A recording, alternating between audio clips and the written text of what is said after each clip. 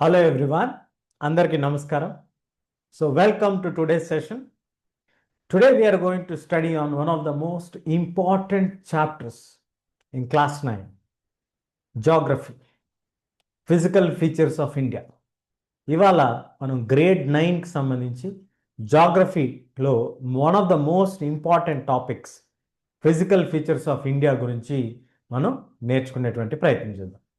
So before we begin, ఇది మనం ప్రారంభించే ముందు ఇండియాలో కనుక మీరు గమనించినట్లయితే మంచు కప్పబడినటువంటి పర్వత శ్రేణులు ఉన్నాయి, మంచి సారవంతమైనటువంటి నేలలు మనకు కనిపిస్తున్నాయి, అలాగే ఎడారులు మనకు కనిపిస్తున్నాయి, కోస్ట్ లైన్స్, ఐలాండ్స్ మనకు కనిపిస్తూ ఉంటాయి.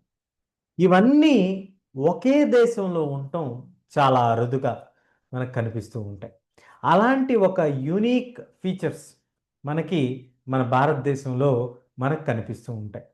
మనకి జనరల్గా వచ్చేటువంటి డౌట్, బాగుందండి, ఇవన్నీ నేను చేస్తున్నాను, చూస్తున్నాను, చదువుతున్నాను, why should I learn about this, how will it impact me, నేను ఇది ఎందుకు నేర్చుకోవాలి, ఇది నా పైన ఎలాంటి ప్రభావాన్ని చూపిస్తుంది అనేటువంటిది మనం కనుక చూస్తే, ఈ ఫిజికల్ ఫీచర్స్ ఏవైతే ఉన్నాయో ఇవి మనకి క్లైమేట్, ఆ ప్రాంతం యొక్క వాతావరణం, అక్కడ పెరిగేటువంటి పంటలు, వాతావరణం నుంచి అక్కడ ఉండేటువంటి నేల, అక్కడ ఉండేటువంటి మట్టి, అక్కడ కురిసేటువంటి వర్షపాతం, ఇవన్నీ వచ్చిన తర్వాత అక్కడ పెరిగేటువంటి మొక్కలు, అక్కడ పెరిగేటువంటి పంటలు, దాన్ని బట్టి అక్కడ నివసించేటువంటి జీవనం, సెటిల్మెంట్ ప్యాటర్న్స్, ఆ తర్వాత అక్కడ పెరిగేటువంటి రవాణా సదుపాయాలు, అలాగే ఎకానమీ, ఇవన్నీ వెరసి ఎకానమీపై పడేటువంటి ప్రభావం, ఇవన్నీ కూడా మనకి కనిపిస్తూ ఉంటాయి. కాబట్టి ఇది మనకి ఇంపార్టెంటేనా, ఇంకా కాదంటారా? చూద్దాం.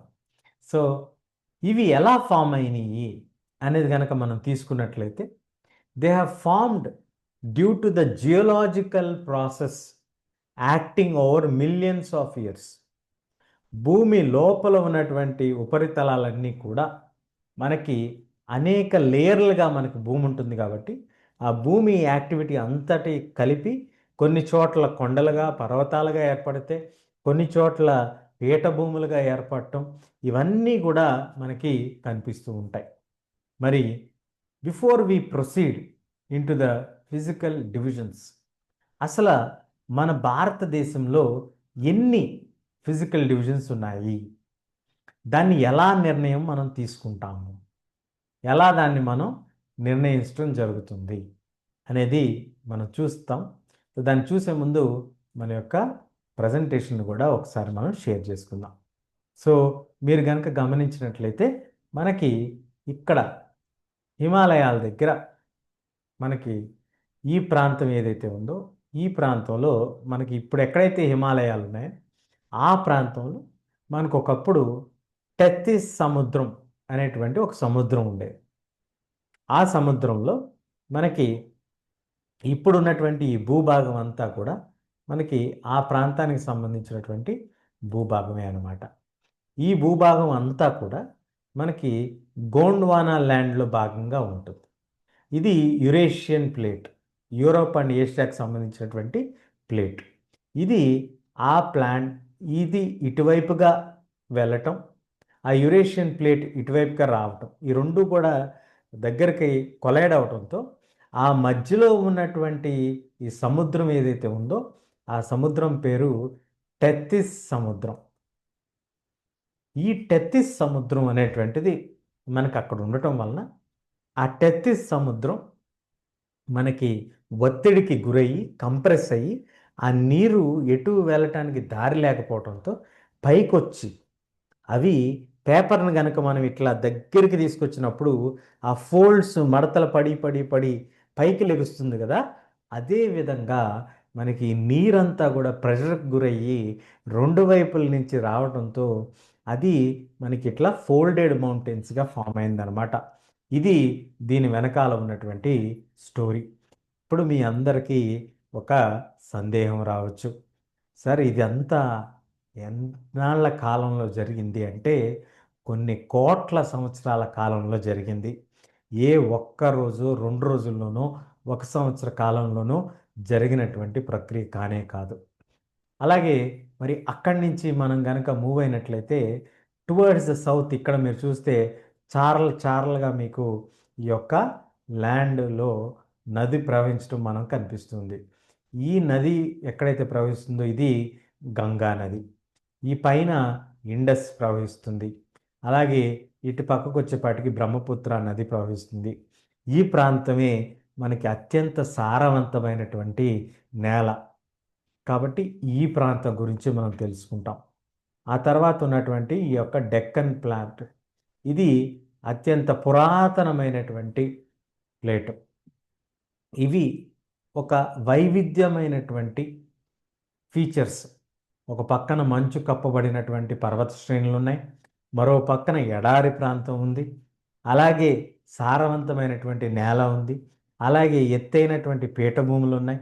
ఇవన్నీ వెరసి మన భారతదేశానికి ఏ విధంగా మనకి ఇవి ఉపయోగపడుతున్నాయి, ఏంటి వీటి యొక్క ప్రభావం ఎలా ఉంటుంది, ఏంటి అనేటువంటిదన్నీ కూడా మనం తెలుసుకునేటువంటి ప్రయత్నం చేద్దాం. మరి ఈ ఫిజికల్ ఫీచర్స్ అనేవి ఎందుకు మనకు ఇంపార్టెంట్ అనేది మనం ఆల్రెడీ చెప్పుకున్నాం. కాబట్టి వీటిల్ని మనం ఎలా డివైడ్ చేస్తాం? మేజర్గా మనం తీసుకున్నట్లయితే 6గా మనం వీటిని విభజించడం జరిగింది.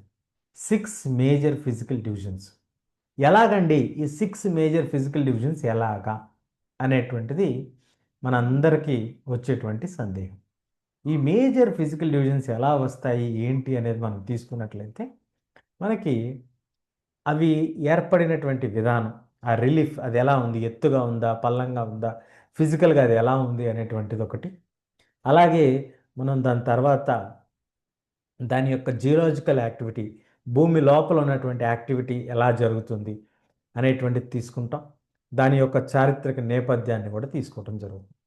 ఇవి 3 తీసుకున్నప్పుడు దాన్ని బేస్ చేసుకొని అత్యంత తక్కువ కాలం అంటే అతి దగ్గర సమీప కాలంలో ఏర్పడినటువంటివి మనకి హిమాలయ పర్వత శ్రేణులు గాను, అట్లాగే మనకి నార్దర్న్ ప్లేన్స్, ఇవి మొత్తం ఏమిటి ఇవన్నీ కూడా మనం స్క్రీన్ పైన చూద్దాం.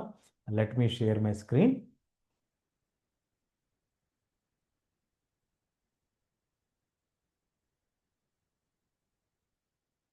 సో ఇండియాకి మనకి మేజర్గా 6 ఫిజికల్ డివిజన్స్ మనం గమనించవచ్చు. మీరు ఇక్కడ చూడొచ్చు హిమాలయ పర్వత శ్రేణులు 1. ఇవి ఇక్కడి నుంచి మొదలు పెడితే ఈ చివర తూర్పు వరకు కొన్నమల వరకు ఈ ప్రాంతం అంతా కూడా మనకి ఉంది. మధ్యలో చిన్న గ్యాప్ వస్తుంది, ఎందుకంటే అది వేరే దేశం కాబట్టి. ఇక్కడ నేపాల్, ఇక్కడ భూటాను ఏర్పడుతుంది కాబట్టి ఈ ప్రాంతంలో మనకు ఉండవు, మిగతా అన్ని ప్రాంతాల్లో ఉంటుంది.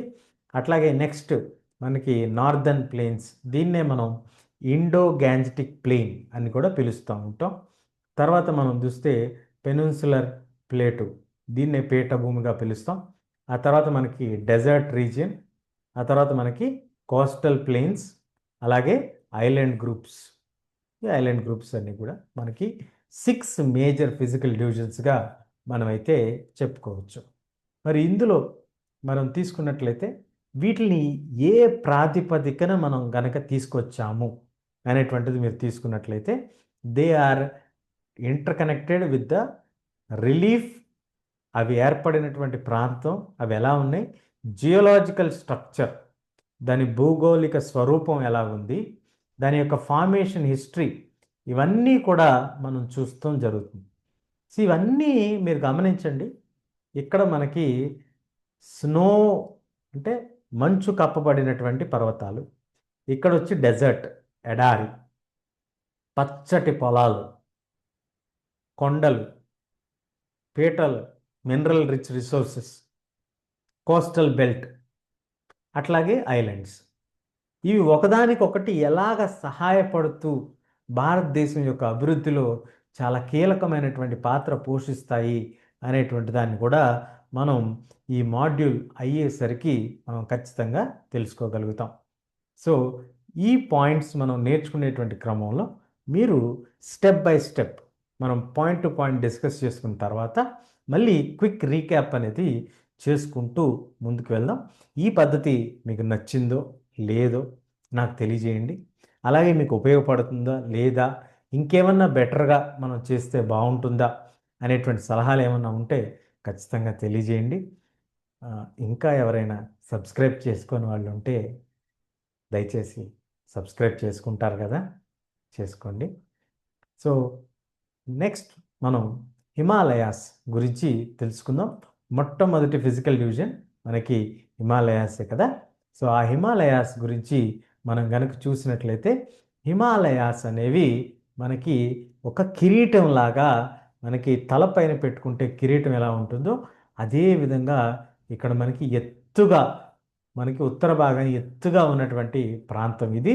ఇవి చాలా యంగ్గా ఫామ్ అయినటువంటి, చూడండి పేపర్ని ఫోల్డ్ చేస్తే ఎట్లా ఉంటుందో అదే విధంగా ఇవి ప్రెషర్కి ఫోల్డ్ అయ్యి అటు ఇటు సమానంగా ఏర్పడినటువంటివి కాకుండా అసమానంగా ఏర్పడినటువంటి ఫోల్డెడ్ మౌంటైన్స్ అంటాం వీటిని జియోలాజికలీ యంగ్.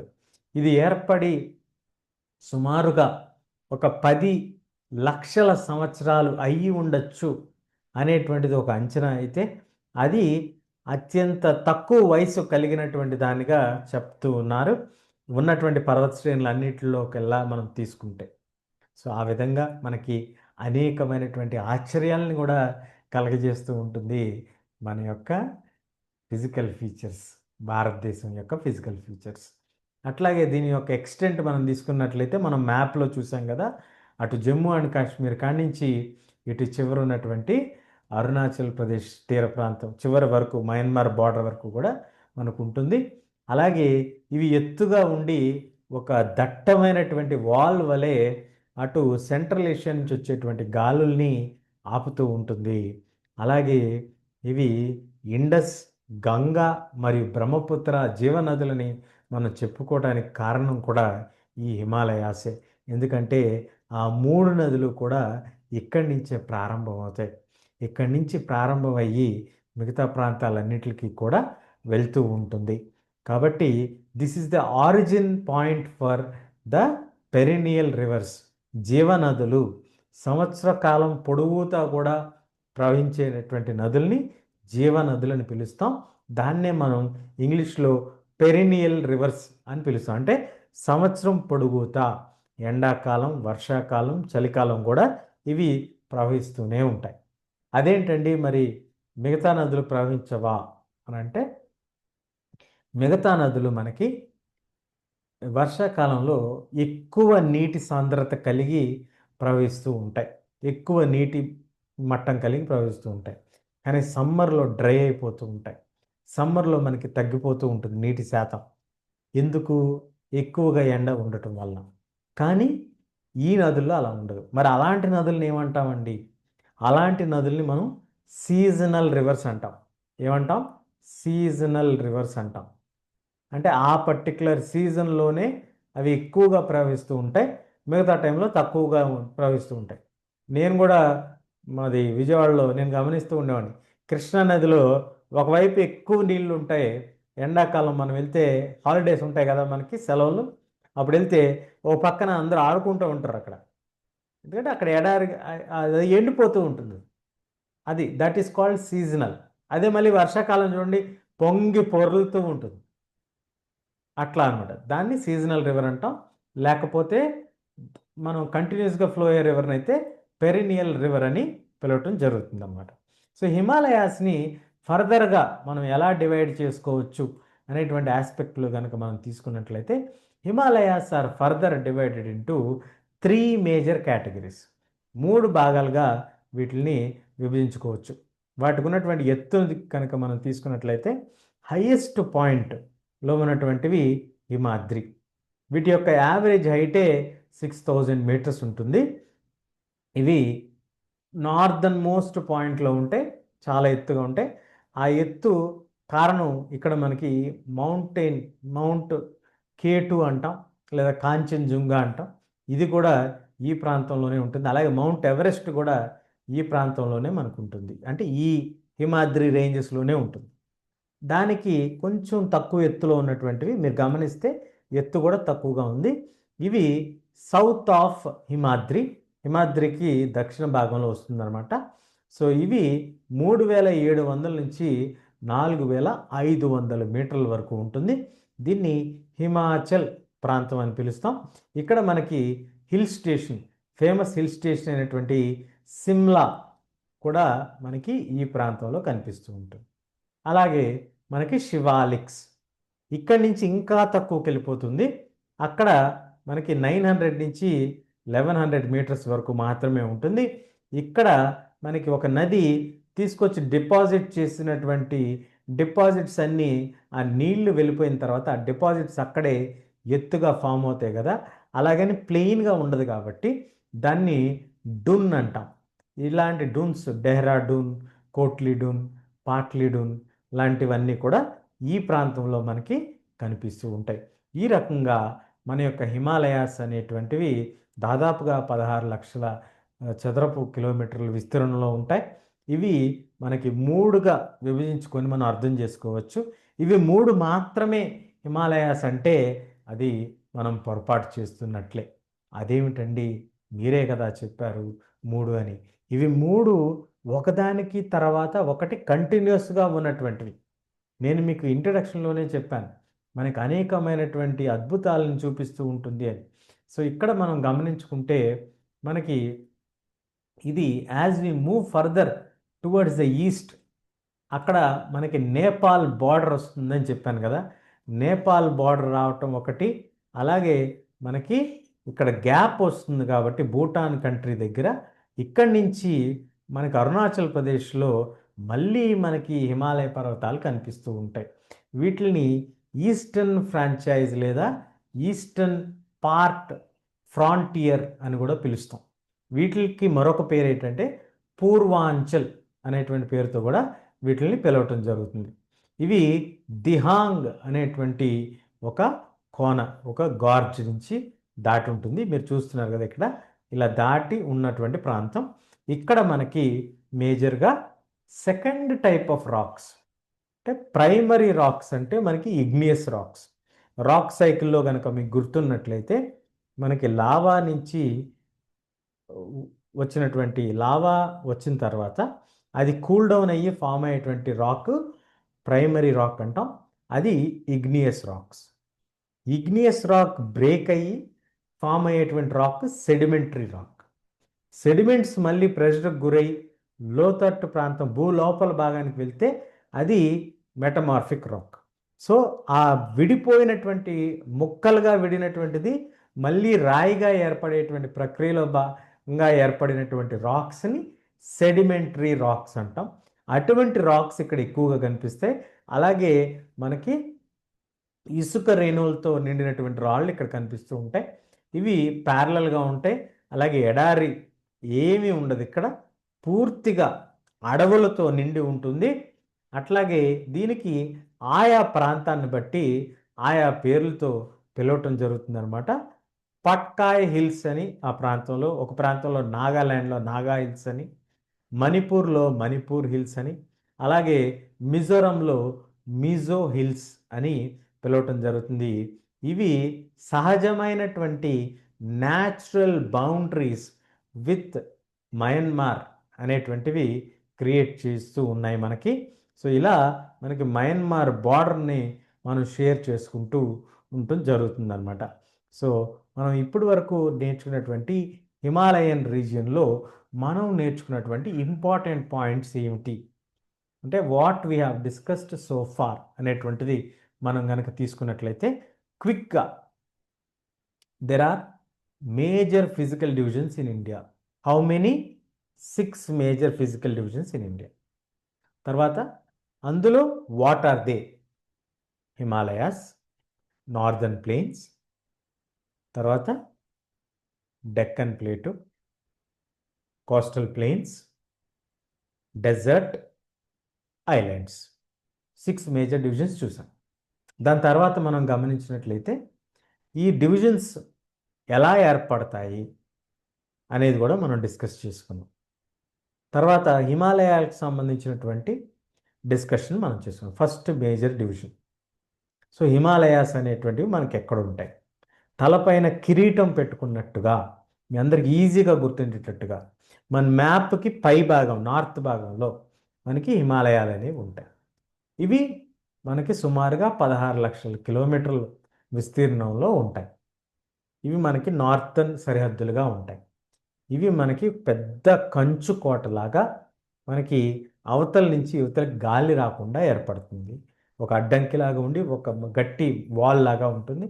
అలాగే మనకి ఈ యొక్క మేజర్ రివర్ సోర్సెస్ అయినటువంటి ఇండస్, గంగా, బ్రహ్మపుత్ర నదులకి జీవనదులకి ఇది ఊతాన్ని ఇస్తుంది. ఇవి ఫర్దర్గా ఇంకా 3 పార్ట్స్గా మనం డివైడ్ చేసాం for our understanding. Himachal, Himadri, Himachal and Shivaliks, highest, medium, lowest ranges. ఇవి చూసిన తర్వాత ఇవి మాత్రమే అనుకుంటాం కాదు. ఈస్టర్న్ ఫ్రాంటియర్, తూర్పు భాగంలో ఉన్నటువంటి సరిహద్దులుగా ఉన్నటువంటి Patkai hills, Naga hills, Meesho hills, అలాగే మణిపూరి హిల్స్ కూడా మనం తెలుసుకున్నాం. ఇవి మనకి హిమాలయాస్కి సంబంధించినటువంటి ప్రధానమైనటువంటి పాయింట్స్. ఇవి మేజర్గా మనకి క్లైమేట్కి హెల్ప్ అవుతుంది, వాటర్ సోర్సెస్కి హెల్ప్ అవుతుంది, పెరినియల్ రివర్స్కి సోర్స్ అవుతుంది. What are the perennial rivers? Indus, Ganga, Brahmaputra. ఈ మూడిట్లకి సోర్స్ మనకి హిమాలయాస్ నుంచే స్టార్ట్ అవుతుంది. అట్లాగే what are the major divisions? World's tallest mountain ranges లేదా హిమాలయాస్ ఎక్కడున్నాయి? హిమాద్రిలో ఉన్నాయి. Next lesser Himalayas, outer Himalayas, Shimla hill stations, అలాగే లాంగిట్యూడినల్ డూన్స్ అయినటువంటి డెహ్రాడూన్, కోట్లీడూన్, పాట్లీడూన్ ఇట్లాంటివి కూడా చూసాం. అట్లాగే డెన్స్ ఫారెస్ట్ కలిగి అలాగే మయన్మార్తో బార్డర్ షేర్ చేసుకుంటున్నటువంటి Patkai hills, Naga hills, Mizo hills, Manipuri hills, ఆయా ప్రాంతాలను బట్టి ఆయా పేర్లతో పిలవటం గురించి కూడా మనం డిస్కస్ చేసుకున్నాం. ఇది మనం ఇప్పటి వరకు క్లుప్తంగా డిస్కస్ చేసుకున్నటువంటి కీ పాయింట్స్. ఇది మీ అందరికీ అర్థమవుతుంది కదా? ఒకవేళ ఇంకా ఏమైనా డౌట్స్ ఉన్నట్లయితే ఏ పాయింట్ దగ్గర మీకు డౌట్ వచ్చింది, ఎందుకు వచ్చింది? ఎందుకంటే మనం ఈ సిరీస్ ఆఫ్ వీడియోస్ చేస్తున్నాం కదా. Geography chapter 1, chapter 2, chapter 3, chapter 4 అన్ని చాప్టర్స్ ఒక్కొక్క మాస్టర్ మాడ్యూల్ లాగా చేసి మీకు ప్రజెంట్ చేస్తే ఒకసారి చాప్టర్ మొత్తాన్ని ఒక బ్రీఫ్ ఐడియా వస్తే దాన్ని బట్టి మీరు ఎగ్జామ్లో రాయటానికి వీలుగా ఉపయోగపడుతుంది అనేటువంటి ఒక ఆలోచనతో ఇది చేయటం జరుగుతుంది. So that you do not refer multiple sources అనేటువంటిది కూడా మనం చూస్తున్నాం. అట్లాగే దీనికి textbook is a reference point and Google LLM is a software which we are using to make this PPTs. దానివల్ల మనకి ఎక్కువ స్లైడ్స్ రాకపోయినా తక్కువ స్లైడ్స్లో క్రియేటివ్గా ప్రజెంట్ చేయటం అనేది జరుగుతుంది. వై ఐఎమ్ షేరింగ్, ఎందుకు నేను షేర్ చేస్తున్నాను మీతో? ఇది నేను మీకు షేర్ చేయకపోయినా కూడా మీరు బాగా చదువుకోవచ్చు. కానీ మనకి టెక్నాలజీ అనేది పెరుగుతూ ఉంది. మీరు కూడా టెక్నాలజీని వాడుకొని అదే LLMని వాడుకొని మీ నోట్స్ని మీరు ప్రిపేర్ చేసుకోవచ్చు. క్వశ్చన్స్కి ఆన్సర్స్ ఎలా రాయాలి అనేది మీరు ప్రిపేర్ చేసుకోవచ్చు. ఇవన్నీ కూడా మీకు ఉపయోగపడతాయి కాబట్టి మీరు నేర్చుకుంటారు అనేటువంటి ఒక ఆలోచనతోనే మీ అందరికీ చెప్పడం జరుగుతుంది. మన వీడియోస్ లేదా మన మాడ్యూల్స్ చూసేటువంటి వాళ్ళలో చాలామంది టీచర్స్ కూడా ఉండొచ్చు, చాలామంది సీనియర్స్ కూడా ఉండొచ్చు. కాబట్టి కేవలం వీటికి సంబంధించింది మాత్రమే కాదు, LLM అనేది అనేక రకాలుగా మనకు ఉపయోగపడుతుంది. కాబట్టి you can still refer it. Teachers can also use it for creating quizzes in between the session, అలాగే ఇన్ఫోగ్రాఫిక్స్ తయారు చేయడానికి. ఇవన్నీ కూడా మనకి అందులోనే ఇన్బిల్ట్ ఫీచర్గా వస్తున్నాయి. కాబట్టి నేను కూడా ఒకప్పుడు టీచర్గా పనిచేశాను కాబట్టి మీకు ఉపయోగపడుతుంది, నాకు ఎవరైనా చెప్పుంటే బాగుండేది అనేటువంటి ఒక ఆలోచన ఎప్పుడైనా నాకు వచ్చినప్పుడల్లా నేను అది నలుగురితో పంచుకునేటువంటి ప్రయత్నం చేస్తూ ఉంటాను. Anyway, now going back to the next physical division. What is the next physical division for us? The next physical division is the northern plains. ఈ నార్దర్న్ ప్లెయిన్స్ అనేటువంటిది మనకి the most fertile land of India. ఇది సుమారుగా మనకి 7,00,000 కిలోమీటర్ల విస్తీర్ణంలో కలిగి ఉంటుంది. This is having a combination of reverse flowing. మనకి ఇండస్ నది హిమాలయాల్లో మొదలవుతుందని చెప్పుకున్నాం, గంగా మొదలవుతుందని చెప్పుకున్నాం, అలాగే బ్రహ్మపుత్ర మొదలవుతుందని చెప్పుకున్నాం. అవి మొదలైనటువంటివి పారుతూ ఇక్కడికి వస్తాయి. కాబట్టి మీరు స్క్రీన్పై చూస్తున్నారు కదా, పచ్చని పొలాల్ని మనకది క్రియేట్ చేస్తుంది. అద్భుతమైనటువంటి సారవంతమైనటువంటి నేలను కలిగి ఉంటుంది. అలాగే ఫైన్ సాయిల్, ఫెర్టైల్ సాయిల్. దీనివల్ల ఏంటండి ఉపయోగం అంటే విస్తారమైనటువంటి అగ్రికల్చరల్ ల్యాండ్ మనకు ఉంది. అలాగే వాటర్ సప్లై విపరీతంగా కలుగుతుంది 3 నదులు ప్రవహించడం వలన. అట్లాగే మనకి ఇలాంటి ఫేవరబుల్ కండిషన్. అలాగే మీరు గమనిస్తే ల్యాండ్ ఎక్కడా కూడా మనకి ఎగుడు దిగుడులుగా లేదు, జెంటిల్గా ఫ్లాట్గా ఉంది. కాబట్టి మనం ఎక్కువ మంది నివసించడానికి ఆమోదయోగ్యమైనటువంటి ప్రాంతంగా మనకు కనిపిస్తుంది. కాబట్టి ఎక్కువ డెన్స్ పాపులేషన్ కూడా ఇక్కడ మనకు కలిగి ఉంటుంది. అలాగే రోబస్ట్ ఇన్ఫ్రాస్ట్రక్చర్, అగ్రికల్చర్కి సంబంధించిన మిల్స్ కానీ, ఫ్యాక్టరీస్ కానీ, ఇండస్ట్రీస్ కానీ ఇవన్నీ కూడా ఎస్టాబ్లిష్ అవ్వటానికి ఇది ఒక అవకాశాన్ని కలిగించింది. అలాగే ఏన్షియంట్ సివిలైజేషన్ నుంచి మోడర్న్ సివిలైజేషన్ వరకు కూడా agriculture has been the backbone for economies across the civilizations. కాబట్టి సివిలైజేషన్ క్రెడిల్ ఒక ఊయల్లాగా పనిచేస్తుంది అనేటువంటిది కూడా మనం చూస్తూ ఉన్నాం. మరి ఈ నార్దర్న్ ప్లేన్స్లో భూమి అంతా కూడా ఇలాగే ఉంటుందా అండి? హిమాలయాస్ నుంచి మనకు వచ్చినటువంటి భూమి ఎత్తు పల్లాలని చెప్పుకున్నాము. అట్లాగే మనకి ఈ భూమి మనకి హైట్ ఉంది, మీడియం లెవెల్ ఉంది, లో లెవెల్ ఉంది అని చెప్పుకున్నాం. మరి నార్దర్న్ ప్లేన్స్లో అలా ఉండదా? ఖచ్చితంగా ఉంటుంది. కానీ ఇది చాలా డిఫరెంట్గా ఉంటుంది. సో దీన్నే మనం ఈ యొక్క ప్యాటర్న్స్ అంటాం. ఏమిటి ప్యాటర్న్స్ ఏంటి? ద రిలమ్ ప్యాటర్న్స్ అంటాం. భూమి యొక్క ప్యాటర్న్స్ ఎలా ఉన్నాయి ఏమిటి అనేది మనం చూసే ప్రయత్నం చేద్దాం. It is going to be really interesting అండి. మీరు గమనించవచ్చు the different types of patterns, the 4 layers of the plain land. చూడండి, నేను చెప్పాను కదా మనకి చాలా ఇంట్రెస్టింగ్గా ఉంటుంది ఇది. సో ఫస్ట్ పార్ట్ ఇది మనకు ఉన్నటువంటి హిమాలయన్ రీజియన్ నుంచి లాస్ట్ ఉన్నటువంటి రీజియన్ పేరేంటి? శివాలిక్స్. దానికి మరొక పేరేంటి? లోవర్ లేదా లోవర్ హిల్స్ అని కూడా చెప్పుకున్నాం, అవుటర్ హిమాలయాస్ అని కూడా చెప్పుకున్నాం. సో అవుటర్ హిమాలయాస్ దగ్గర నుంచి నదులు ఇలా ప్రవహిస్తూ వస్తున్నప్పుడు అవి వాటితో పాటు తీసుకొచ్చినటువంటి రాళ్ళని వాటన్నిటిని కూడా ఇక్కడ డిపాజిట్ చేసుకుంటూ వెళ్తుంది. ఇలా డిపాజిట్ అయినటువంటి ప్రాంతంలో కొంత ప్రాంతం వరకే నది ప్రవహిస్తుంది, మిగతాదంతా కూడా రాళ్ళు రప్పలతో నిండి ఉంటుంది. దాన్నే మనం బాబర్ అంటున్నాం. ఇది మీరు ఈ ఫింగర్గా పెట్టుకోండి, బాబర్ అనేటువంటిది ఈ ఫింగర్గా పెట్టుకోండి. బాబర్ నుంచి మనకి నెక్స్ట్ ఫింగర్ ఏంటి? ఈ ఫింగర్ కదా. బాబర్ నుంచి నీళ్లు అలా వెళ్ళిన తర్వాత అక్కడ చిత్తడి భూమి ఏర్పడుతుంది. ఈ చిత్తడి భూమి దగ్గర నదులు మళ్ళీ నీరు ప్రవహించడం అనేది కనిపిస్తుంది. దాన్నే మనం టెరాయ్ అని పిలుస్తాం. ఎక్కడైతే ఇది ఎండ్ అవుతుందో అక్కడ స్టార్ట్ అవుతుంది. కాబట్టి ఈ పాయింట్ నుంచి ఈ ఫింగర్కి వస్తాం మనం, దాన్ని టెరాయ్ అంటాం. టెరాయ్ నుంచి మనకి ఓల్డర్ అల్యూమినియం డిపాజిట్ అవుతుంది. అంటే ఇక్కడి నుంచి వచ్చినటువంటి సారవంతమైనటువంటి మట్టి, రాళ్ళు, కంకర అంతా కూడా ఇక్కడ డిపాజిట్ అవుతుంది.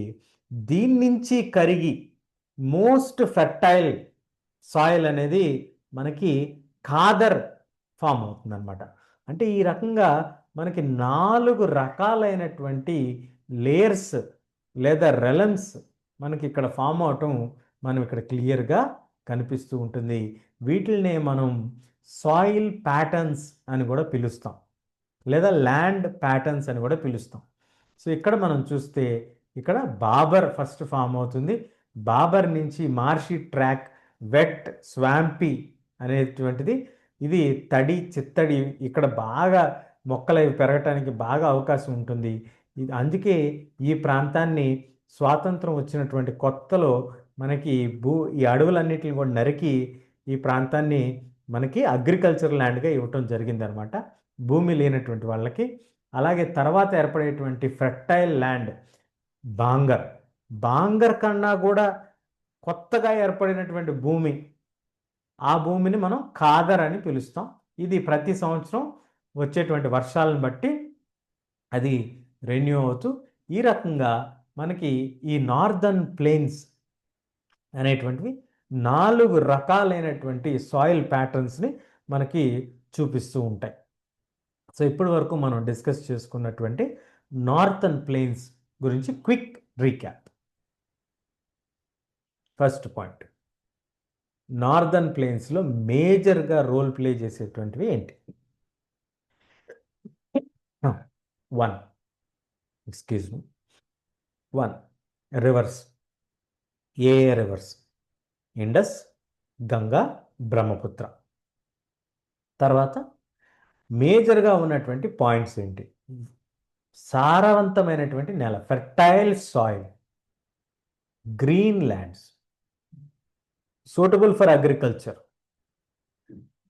And irrigation, water supply, flat land, densely populated, అట్లాగే spread across 7 lakh square kilometers. ఇవన్నిటితో పాటు మనకి డిఫరెంట్ టైప్స్ ఆఫ్ ప్యాటర్న్స్. ఎన్ని టైప్స్ ఆఫ్ ప్యాటర్న్స్ మనం చూసాం? 4 టైప్స్. ఈ 4 టైప్స్ ఆఫ్ ప్యాటర్న్స్లో ఏంటి? ఫస్ట్ది వచ్చి మనకి బాబర్. సెకండ్ది ఏంటి? మర్చిపోయారా? Second type టెర్రాయ్. థర్డ్ది వచ్చి బాంగర్. ఫోర్త్ది వచ్చి ఖాదర్. ఇందులో మోస్ట్ ఫెర్టైల్ ఏంటి? Khadar, freshly formed. Old bhangar. ఈ రెండు ఫెర్టైలే. వెట్గా ఉండేటువంటిది, చిత్తడిగా ఉండేటువంటిది టెర్రైడ్. రాళ్లతో నిండి ఉన్నటువంటిది బాబర్. సో ఈ రకంగా మీరు 4 ఫింగర్స్ గుర్తుపెట్టుకున్నట్లయితే 4 లేయర్స్గా ఫామ్ అవుతుంది. కాబట్టి ఒకదాని నుంచి ఒకటి ఇలా ఫామ్ అవుతుంది అనేటువంటి ఒక ఉద్దేశంతో నేను చెప్పడం జరిగింది. ఇది కొంచెం ఈజీ టిప్ అని నేను అనుకుంటున్నా. Whether it is useful to you, మీకు అది యూస్ఫుల్గా ఉందా లేదా ఏమిటి అనేది మనకు తెలియజేయండి. నేను చెప్పాను కదా, మనకి ప్రీవియస్ మాడ్యూల్లో కూడా మనం చెప్పుకున్నాం, వీఆర్ కలెక్టివ్లీ లెర్నింగ్. నేను మీతో పాటు నేర్చుకుంటున్నాను, మీరు నాతో పాటు నేర్చుకుంటున్నారు. కాబట్టి నేను ఏదైనా మర్చిపోయినా నాకు గుర్తు చేయడానికి మీరు గుర్తు చేయొచ్చు. అలాగే మీరు ఎప్పుడైనా మళ్ళీ రిపీట్ చేసి చూసుకోవాలంటే ఖచ్చితంగా ఇది చూసుకోవచ్చు. అలాగే మన ఛానల్ ఎవరైనా సబ్స్క్రైబ్ చేసుకున్నట్లయితే సబ్స్క్రైబ్ చేసుకుంటారుగా. అలాగే మన తెలుగు వాళ్ళందరికీ రీచ్ అవ్వటానికి మెయిన్గా ఇది చేయటం జరుగుతుంది.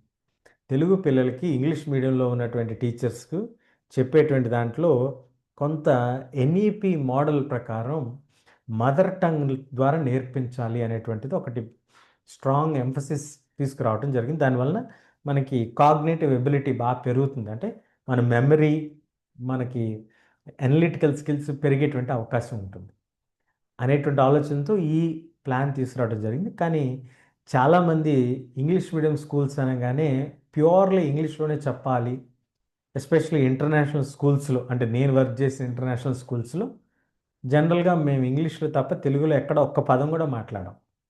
కాబట్టి అలాంటి పిల్లలకు కొంచెం బాగా హెల్ప్ఫుల్ అవుతుంది అనేటువంటి ఒక ఉద్దేశంతో ఇది చేయటం జరుగుతుంది. కాబట్టి కొంచెం సాధ్యమైనంత వరకు మీ ఫ్రెండ్స్కి వాళ్ళకి రిఫర్ చేయండి. So now let us move to the third major physical division that we have, that is, what is the third major physical division? The peninsular plateau. ఈ పెనిన్సులర్ ప్లేటో అనేది మనకి ఈ రకంగా ఏర్పడుతుంది. ఇది ఓల్డెస్ట్ ల్యాండ్ మాస్, చాలా పురాతనమైనటువంటి land mass. అలాగే అతి పురాతనమైనటువంటి గోండ్వానా సూపర్ కాంటినెంట్ ల్యాండ్ మాస్లో భాగం ఇది. ఓల్డ్ క్రిస్టలైన్ రాక్స్ ఇందులో ఉంటాయి. ఇందులో మనకి ఎగ్నియస్ రాక్ ఉంటుంది లేదా మెటమార్ఫిక్ రాక్ ఉంటుంది, కానీ మధ్యలో ఫామ్ అయ్యేటువంటి సెడిమెంటరీ రాక్ అనేది ఉండదు. అంటే రాళ్ళు విడిపోయి ఏర్పడేటువంటి రాళ్ళు ఎక్కడా ఉండవు. కంప్లీట్ పెద్ద పెద్ద బండలు, పెద్ద పెద్ద రాళ్ళు ఉంటాయి. అవి ఇలాంటి ఒక టేబుల్ లాంటి స్ట్రక్చర్ ఫామ్ అవుతూ ఉంటుందన్నమాట. ఇలా టేబుల్స్ ఫామ్ అవుతాయి, లేదా లో ల్యాండ్స్ ఫామ్ అవుతుంటాయి. చూస్తున్నారు కదా ఇక్కడ. సో ఐదర్ ఎత్తుగా ఫామ్ అవుతాయి, లేదా లో లెవెల్లో ఫామ్ అవుతూ ఉంటాయి. ఇలాంటి దాన్నే మనం టేబుల్ ల్యాండ్స్ అని కూడా పిలవటం జరుగుతుంది. సో ఇక్కడ మనకి చాలా రకాలైనటువంటి మినరల్స్ మనకి అందుబాటులో ఉంటాయి. ఇది ఫెర్టైల్ ల్యాండేనా అని అంటే కాదని చెప్పచ్చు. ఇది అంత చెప్పుకోదగినంత గొప్ప ఫెర్టైల్ ల్యాండ్ అయితే కాదు. బట్ రివర్స్ ఎక్కడైతే ఉన్నాయో అక్కడ అగ్రికల్చర్ని అయితే మనం సపోర్ట్ చేస్తాం. సో దీన్ని ఫర్దర్గా మనం 2 మేజర్ రీజన్స్గా డివైడ్ చేసుకోవచ్చు. ఒకటి సెంట్రల్ హైలాండ్స్గా, అంటే మనకి గుజరాత్ ప్రాంతం ఉంది కదా, ఆ గుజరాత్ ప్రాంతం నుంచి మనకి ఈ మధ్య భాగంగా టువర్డ్స్ మధ్యప్రదేశ్ మనకి ఇక్కడ నర్మదా నది అనేటువంటిది ఒకటి పారుతూ ఉంటుంది. ఈ నర్మదా నది ఎప్పుడైతే పారుతుందో, ఈ నర్మదా నదికి నార్త్ భాగంలో మనకి సెంట్రల్ హైలాండ్స్ వస్తాయి. సౌత్ భాగంలో మనకి ఈ డెక్కన్ ప్లేటు అనేది వస్తుంది. సో ఈ నార్త్ పార్ట్లో మనకి ఏమేమి ఉంటాయి? మాల్వా ప్లేటు ఉంటుంది, అలాగే చోటా నాగపూర్ ప్లేటు ఉంటుంది ఈస్టర్న్ సైడ్, అలాగే మనకి ఇక్కడ అరావలి రేంజెస్ ఉంటాయి. ఇక్కడ వరకు ఇదంతా కూడా సెంట్రల్ హైలాండ్స్గా పిలవటం జరుగుతుంది.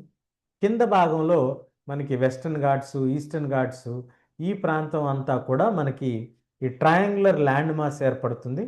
దీన్ని డెక్కన్ ప్లేటోగా మనం దీన్ని పిలవటం జరుగుతుందన్నమాట. సో ఈ రకంగా మనకి ఈ యొక్క పెనిన్సులర్ ప్లేటో అనేటువంటిది మేజర్గా మనకి డివైడ్ చేయటం జరుగుతుంది.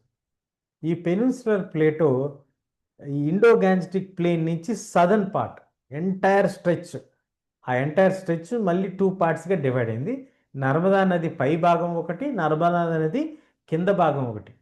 ఇది మాత్రమే కాదండోయ్, దీంతో పాటు ఈ డెక్కన్ ప్లేటోలో మరికొన్ని డివిజన్స్ మనకి కనిపిస్తూ ఉంటాయి. ఏమిటి ఆ డివిజన్స్ అనేది కూడా మనం ఇప్పుడు చూద్దాం. సో ఈ డెక్కన్ ప్లాటోలో మనకు కనిపించేటువంటి మరికొన్ని మేజర్ డివిజన్స్ ఏంటి అనేది మీరు చూసినట్లయితే, మనకి వెస్టర్న్ సైడ్ ఆఫ్ ఈ యొక్క డెక్కన్ ప్లేటో ఇలా ఫామ్ అవుతుంది కదా, ఈ వెస్టర్న్ సైడ్లో ఉన్నటువంటి ఘాట్స్ని వెస్టర్న్ ఘాట్స్ అని, ఈస్టర్న్ సైడ్ ఉన్నటువంటి ఘాట్స్ ఈ ఈస్టర్న్ ఘాట్స్ అని పిలవటం జరుగుతుంది. సో ఈ వెస్టర్న్ ఘాట్స్ అనేవి కంటిన్యూస్గా ఉంటాయి, మొత్తం స్ట్రెచ్ అంతా ఉంటాయి మనకి. ఇవి 900 నుంచి 1600 మీటర్స్ వరకు ఎత్తుగా ఉంటాయి. సో ఇవి ఎత్తుగా ఉంటాయి, ఇక్కడి నుంచి స్లాంట్గా ఉంటుంది ఇది. అందుకే నదులన్నీ కూడా ఇక్కడ స్టార్ట్ అయ్యి ఇటువైపుకి వస్తాయి కాబట్టి ఇక్కడ మనకి దే ఆర్ ఇర్రెగ్యులర్. ఈ నదులన్నీ కూడా ఇలా పారి ఇక్కడికి వచ్చేటప్పటికి ఈ కొండల్ని ఇరగి కొట్టి, అంటే దాన్ని బ్రేక్ చేసుకొని మరీ వెళ్తూ ఉంటాయి. ఇక్కడ హెవీ రెయిన్ఫాల్ వస్తుంది మనకి, ఓరోగ్రాఫిక్ రెయిన్ఫాల్. అంటే ఇలా మంచు, ఇలా క్లౌడ్స్ వెళ్తున్నప్పుడు ఈ కొండ అడ్డుపడుతుంది కాబట్టి, కొండ ఎప్పుడైతే అడ్డుపడుతుందో మనకి ఆ మేఘాలు పైకి వెళ్ళే ప్రయత్నం చేస్తాయి. ఆ పైకి వెళ్ళేటువంటి క్రమంలో వాతావరణం చల్లపడి ఇక్కడే వర్షం పడుతుంది కాబట్టి ఇక్కడే ఎక్కువ వాటర్ అనేది అక్యుములేట్ అవుతుంది. ఇలాంటి వర్షాన్ని ఓరోగ్రాఫిక్ రెయిన్ఫాల్ అంటాం. ఇక్కడ మనకి హైయెస్ట్ పీక్ అన్నయ్యముడి 2695 మీటర్స్, దాదాపుగా 2700 మీటర్స్ ఎత్తుంటుంది. వేరాజ్ ఈస్టర్న్ ఘాట్స్లో మనకి లెస్ రెయిన్ఫాల్ ఉంటుంది, ఇవి కంటిన్యూస్గా ఉండవు, నదులన్నీ కూడా ఇటు ప్రవర్తిస్తుంటాయి కాబట్టి ఇక్కడ బ్రేక్స్, డెల్టాస్ ఫామ్ అవుతూ ఉంటాయి, లార్జ్ డెల్టాస్. ఇక్కడ హైయెస్ట్ పీక్ మనకి ఒరిస్సా పరిసర ప్రాంతాల్లో ఉంటుంది, మహేంద్రగిరి అనేటువంటి ప్రాంతాల్లో ఉంటుంది. ఇది 1501 మీటర్స్, మనకి నీలగిరి పర్వతాల్లో ఉంటుంది. ఇవి ఒరిస్సా దగ్గర కాదు, మనకి తమిళనాడు తీర ప్రాంతం దగ్గరలో ఉంటుంది మహేంద్రగిరి పర్వతాలు. ఇవి మన 1501 మీటర్స్ ఎత్తులో ఉంటుంది. చూసారా ఎత్తు వేరియేషను, అంటే ఇది ఈ రకంగా ఉంటుంది అనేటువంటిది మనం ఇక్కడ క్లియర్గా అర్థం చేసుకోవచ్చు. ఇవి రెండు కూడా వెస్టర్న్ ఘాట్స్, ఈస్టర్న్ ఘాట్స్కి సంబంధించినటువంటి డివిజన్స్. సో ఇప్పుడు మనం డిస్కస్ చేసుకున్నటువంటి పెనిన్సులర్ ప్లేటోలో మేజర్గా మనం చూస్తే ఇది towards the south. So south ఒక్కటే వస్తుందా అంటే కాదు. Central part and southern part. Central పార్ట్ని సెంట్రల్ హైలాండ్స్ అని, కింద పార్ట్ డెక్కన్ ప్లేటు అని పిలుస్తాం. సెంట్రల్ హైలాండ్స్ అంటే నార్త్ ఆఫ్ నర్మదా, అది బండ గుర్తుగా మనం పెట్టుకోవచ్చు. ఆ నర్మదా కింద ప్రాంతం డెక్కన్ పీఠభూములు. ఈ పీఠభూములకి రెండు అంచులా కూడా కనుమలు ఉన్నాయి. అవి పశ్చిమ కనుమలు అంటున్నాం, తూర్పు కనుమలు అంటున్నాం. ఆ పశ్చిమ కనుమల్లో ఎక్కువ ఎత్తు కలిగి ఉంటాయి, వర్షపాతం ఎక్కువ, పూర్తిగా అడవులతో నిండి ఉంటుంది. తూర్పు కనుమలకు వచ్చేపాటికి కనుమలు కంటిన్యూస్గా ఉండవు, నదులు ప్రవహిస్తూ ఉంటాయి, డెల్టా ప్రాంతాలు కలిగి ఉంటుంది, సారవంతమైన నేల కలిగి ఉంటుంది, అలాగే వర్షపాతం తక్కువ కలుగుతుంది. అలాగే మనకి ఈ ప్రాంతంలో మనకి ఎక్కువ ఎఫెక్ట్ అనేది మనకు కనిపించదు. ఇందులో నేను ఒక పాయింట్ మిస్ అయ్యాను. ఏమిటా పాయింట్ మిస్ అయింది అంటే, ఒకటి ఈ divisions of the Western Ghats and Eastern Ghats. Western ఘాట్స్ని మనం 3 భాగాలుగా విభజించాం. ఆయా ప్రాంతాలను బట్టి 3 భాగాలుగా విభజించుకోవటం జరిగింది. ఒకటి కొంకన్ కోస్ట్, రెండవది కన్నడ కోస్ట్, మూడవది మలబార్ కోస్ట్. ఆ ప్రాంతాలను బట్టి, ఆ రాష్ట్రాల ప్రాంతాలను బట్టి అది డివైడ్ చేస్తాం. మరి తూర్పు కనుమల్ని ఏమని డివైడ్ చేసామండి? ఒరిస్సా తీర ప్రాంతాలన్నిటిని కూడా నార్దర్న్ సర్కార్స్ అని, అలాగే మనకి కోరమండల్ ప్రాంతం, మనకి ఆంధ్ర తమిళనాడు ప్రాంతాన్ని కోరమండల్ కోస్ట్గా మనం పిలవటం జరుగుతుంది. నేను మనిషినే కాబట్టి సహజంగా మనం ఏదైనా ఒక పాయింట్ని మర్చిపోయేటువంటి అవకాశం, ప్రమాదం సహజంగా ఉంటుంది. అది పెద్ద నేరం అని నేనైతే చెప్పను, కానీ మర్చిపోవటం తప్పు కాదు. మర్చిపోయినటువంటి విషయాన్ని మళ్ళీ ఒకసారి చెక్ చేసుకొని దాన్ని ముందుకి ఎలా వెళ్ళాలి అనేది నా ఆలోచన. తప్పులు చేసినంత మాత్రాన అక్కడ ఆగిపోకుండా దాన్ని సరిదిద్దుకొని ముందుకు వెళ్ళాలి అనేటువంటిది నా యొక్క ఆలోచన. దీనికి ఒక సింపుల్ లాజిక్ ఏంటంటే, మెనీ ఆఫ్ అవర్ టీచర్స్ ఏదైనా ఒకటి మర్చిపోయినా దాన్ని తిరిగి ఒప్పుకోవటానికి ఒక చిన్న ఇగో మనకు అడ్డొస్తూ ఉంటుంది. నాకు కూడా అడ్డొస్తూ ఉండేది. పిల్లల ముందు నేను మర్చిపోయాను అని అంటే చులకనైపోతానేమో అనేటువంటి ఒక భావం నాలో చాలా బలంగా ఉండేదండి. అది ఎంత తప్పో ఇప్పుడు అర్థమవుతుంది నాకు. నేను అప్పుడు కూడా సారీ చెప్పి తర్వాత రోజు మళ్ళీ పాఠం అంతా తిరిగి చెప్పేవాడిని. ఎందుకంటే ఆ పాయింట్ మిస్ అయ్యానని రీజన్ కూడా చెప్పేవాడిని. కానీ ఆ భావం ఉండేది నాలో, అరే ఇది మర్చిపోయామే అని. ఇంకొంచెం బాగా ప్రిపేర్ అయితే బాగుండేదేమో అనిపిస్తుంది అప్పుడప్పుడు. సహజం కదా. Right, let's go ahead further. Next major physical division మనం చూస్తున్నటువంటిది ఇండియన్ డెజర్ట్, అలాగే కోస్టల్ ప్లేన్స్. ఈ ఇండియన్ డెజర్ట్ మనకి ఎక్కడ ఉంటుందండి అని అంటే, మనకి western part of Aravalli hills, Aravalli ప్రాంతాల్లో పశ్చిమ భాగాన ఉంటుంది. ఇక్కడ 150 మిల్లీమీటర్ల వర్షపాతం కూడా నమోదవ్వదు, అంత తక్కువ నమోదవుతుంది. శాండ్ డ్యూన్స్ ఫామ్ అవుతాయి ఇక్కడ. ఈ మంచుతో ఇసుకతో ఏర్పడేటువంటి కొండల్ని, ఇసుక కొండల్ని శాండ్ డ్యూన్స్ అంటాం. ఇట్లా క్రెసెంట్ షేప్, అర్ధచంద్రాకారంలో ఫామ్ అయ్యేటువంటి వాటిని బర్కన్స్ అంటాం. ఇవి మనకి వీటి యొక్క స్పెషల్ అట్రాక్షన్ అనమాట. వీటిల్ని చూడటానికే టూరిస్టులు ప్రత్యేకంగా ఈ ప్రాంతాలకి వెళ్తూ ఉంటారు. అలాగే మనకి ఇక్కడ ప్రధానంగా ప్రవహించేటువంటి నది పేరు వచ్చి రివర్ లుని. ఇదే మేజర్ సోర్సు. ఇది కాకుండా మనకి ఇందిరాగాంధీ కెనాల్ అనేటువంటి ఒక కెనాల్ని, అంటే ఆర్టిఫిషియల్గా దాన్ని తవ్వటం జరిగింది ఆ ప్రాంతం వారికి వాటర్ సప్లై చేయటం కోసం. సో రివర్ లుని, అలాగే ఇందిరాగాంధీ కెనాల్ కూడా ఇక్కడ వాటర్ సప్లై చేస్తూ ఉంటాయి. వీటితో పాటు మనకి సుమారుగా 2 లక్షల కిలోమీటర్ల చదరపు విస్తీర్ణం కలిగి ఉంటుంది. అలాగే మనకి కోస్టల్ ప్లేన్స్, కోస్టల్ ప్లెయిన్స్ కనుక మనం తీసుకున్నట్లయితే తీర ప్రాంతాలు అని మనం పిలవచ్చు.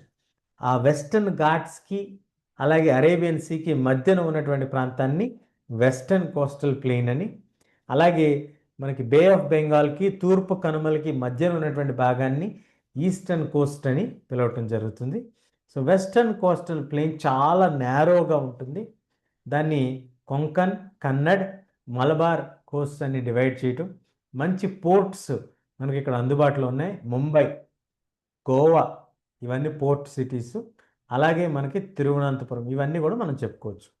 అలాగే మనకి ఈస్టర్న్ పార్ట్లో నార్దర్న్ సర్కార్స్, కోరమండల్ కోస్టు, చెన్నై పోర్టు ఇవన్నీ కూడా మనకి డివిజన్స్గా మనం మేజర్గా చెప్పుకోవచ్చు. సో ఇందులో మనం డిస్కస్ చేసుకున్నటువంటివి డెజర్ట్ పాయింట్స్. డెజర్ట్ అనేటువంటిది ఒకటే ఉంది మనకి, దానికి మరొక పేరు గ్రేట్ ఇండియన్ డెజర్ట్. ఇది మనకి రాజస్థాన్ ప్రాంతంలో ఉంటుంది, కొంత భాగం పాకిస్తాన్లో కూడా ఉంటుంది. సో ఇక్కడ మనకి ప్రవహించేటువంటి నది రివర్ లుని మాత్రమే. ఒక కెనాల్ని తవ్వటం జరిగింది, ఆ కెనాల్ పేరు ఇందిరాగాంధీ కెనాల్. అలాగే మనకి ఇక్కడ స్పెషల్ అట్రాక్షన్, టూరిస్ట్ అట్రాక్షన్గా మనం చెప్పుకోవచ్చు. ఆ బర్కన్స్ అంటే ఇసుకతో ఏర్పడేటువంటి కనుమలు, ఇసుకతో ఏర్పడేటువంటి క్రెసెంట్ షేప్ అర్ధచంద్రాకారంలో ఏర్పడేటువంటి వాటిని బర్కన్స్ అని పిలుస్తాం. తర్వాత మనం కోస్టల్ రీజన్స్ గురించి తెలుసుకున్నాం. ఈ కోస్టల్ రీజన్స్లో పశ్చిమ కనుమలకి అరేబియన్ సీకి ఉన్నటువంటి మధ్యలో ఉన్నటువంటి నేరో స్ట్రిప్ని వెస్టర్న్ కోస్టల్ ప్లెయిన్ అని, తూర్పున ఉన్నటువంటి భాగాన్ని ఈస్టర్న్ కోస్టల్ ప్లెయిన్ అని పిలవటం జరుగుతుంది. వాటిని ఆయా ప్రాంతాలుగా డివైడ్ చేయటం, ఎక్కడ వర్షాలు ఎక్కువ పడతాయి, ఎక్కడ వర్షాలు తక్కువ పడతాయి, ఎక్కడ పోర్ట్స్ ఉన్నాయి అవి కూడా డిస్కస్ చేసుకుందాం. Next moving to most important and very very interesting one ఏంటిది అంటే మన యొక్క islands. Next major physical division మన యొక్క ఐలాండ్స్ అండి. చూసారు కదా, ఐలాండ్స్ మనకి 2 గ్రూప్స్ అనుకున్నాయి. ఒకటి లక్షద్వీప్ ఐలాండ్ గ్రూప్.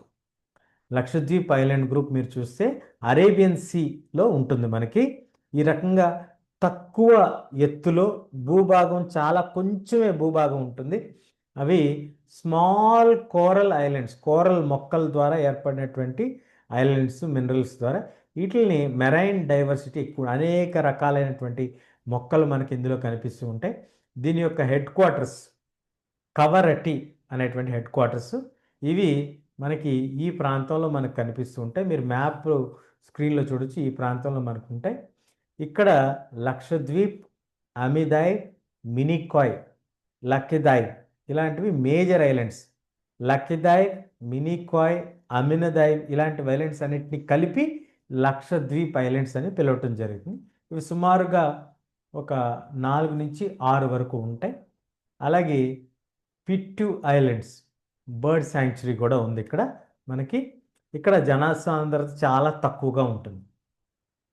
అలాగే మరి తూర్పున ఉన్నటువంటి ఈ ప్రాంతంలో మనకి అండమాన్ అండ్ నికోబార్ ఐలాండ్స్ మనకున్నాయి. ఇవి ఏర్పడటానికి కారణం ఏంటంటే వాల్కానిక్ ఎరప్షన్ జరిగి ఏర్పడింది అనమాట. కాబట్టి ఇవి కొంచెం ఎత్తుగా ఉంటాయి. అలాగే మనకి ఫారెస్ట్తో కప్పబడి ఉంటాయి ఇవన్నీ కూడా. అలాగే ఈ వాల్కానిక్ యాక్టివిటీ ద్వారా జరిగింది కాబట్టి ఇవన్నీ కూడా బేరన్ ఐలాండ్స్. జనసాంద్రత అనేది చాలా తక్కువ, అరుదుగా ఉంటాయి. కానీ densely forested land masses. Forest అనేది దాదాపుగా అన్ని ఐలాండ్స్ కూడా ఫారెస్ట్ కవర్తోనే ఉంటాయి. రకరకాలైనటువంటి మొక్కలు, రకరకాలైనటువంటి జంతువులు, పాములు, బర్డ్స్ ఇవన్నీ కూడా మనకి ప్రత్యేకమైనటువంటి ఆకర్షణగా మనమైతే చెప్పుకోవచ్చు. అలాగే ఈ ఐలాండ్స్, ముఖ్యంగా అండమాన్ అండ్ నికోబార్ ఐలాండ్స్ ఉండటం వలన మనకి మిలిటరీ అవుట్పోస్ట్ అంటే నేవల్ అవుట్పోస్ట్ ద్వారా సెక్యూరిటీ పరంగా చాలా ప్రాధాన్యతని సంతరించుకున్నాయి. So we learned about the different island groups that India has on the western coast and the eastern coast. Western కోస్ట్లో మనకున్నటువంటి ఈ యొక్క లక్షద్వీప్ ఐలాండ్స్ గురించి తెలుసుకున్నాం. అలాగే ఈస్టర్న్ కోస్ట్లో మనకున్నటువంటి అండమాన్ అండ్ నికోబార్ ఐలాండ్స్ గురించి తెలుసుకున్నాం. మరి మీకు ఒక పాయింట్ నేను చెప్పడం మర్చిపోయాను. అండమాన్ అండ్ నికోబార్ ఐలాండ్స్లో మనకి వాల్కానిక్ ఎరప్షన్ ద్వారా యాక్టివ్గా ఉన్నటువంటి వాల్కానిక్ ఐలాండ్ ఒకటి ఉంది. దాన్ని బేరన్ ఐలాండ్ అని పిలవటం జరుగుతుంది. అక్కడ ద ఓన్లీ యాక్టివ్ వాల్కానో అంటే మీ అందరికీ తెలుసు కదా, ఆ వాల్కానో యాక్టివ్గా ఉన్నటువంటి ఐలాండ్ ఏదైనా ఉందండి మనకి అని అంటే అది బేరన్ ఐలాండ్ మాత్రమే. అది మనకి యాక్టివ్గా ఉంది. సో మనం ఇప్పటి వరకు 6 మేజర్ ఫిజికల్ డివిజన్స్, వాటి యొక్క ఇంపార్టెన్స్ ఇవన్నీ కూడా తెలుసుకున్నాం కదా. మరి ఇవన్నీ రకరకాలైనటువంటి వైరుధ్యాన్ని మనకి చూపిస్తున్నాయి. ఇవి భారతదేశం యొక్క ప్రత్యేకతకి ఏ విధంగా ఉపయోగపడతాయండి అనేటువంటి సందేహం మీలో చాలామందికి ఉంటుంది. చాలా జనరల్గా అడిగేటువంటి question, how diverse land forms create resilient nation అంటే ఎలాగ మనకి ఒక దేశం యొక్క అభివృద్ధికి తోడ్పడుతుంది అనేటువంటి దాన్ని అడిగినప్పుడు, మౌంటైన్స్ అనేటువంటివి మనకి అడవులకి అలాగే నీటికి సోర్సెస్గా ఉంటే ఆ నీరు ఈ రకంగా పారి ప్లెయిన్స్లోకి వచ్చి దేశం యొక్క ఆహార భద్రతకి అది కారణం అవుతుంది. దాని నుంచి ప్లేటో ల్యాండ్స్ ఇండస్ట్రీస్ ఎస్టాబ్లిష్ చేసుకోవడానికి సెంట్రల్ హైలాండ్స్, చోటానాగపూర్ ప్లేటు అలాగే డెక్కన్ పీఠభూములు ఉపయోగపడుతున్నాయి.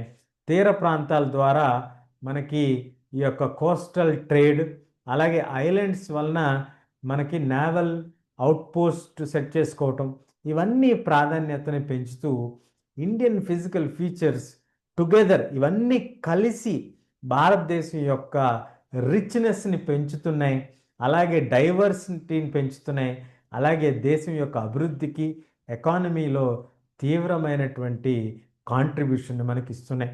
ఇది సహజంగా ఏర్పడినటువంటి సెటప్ అండి.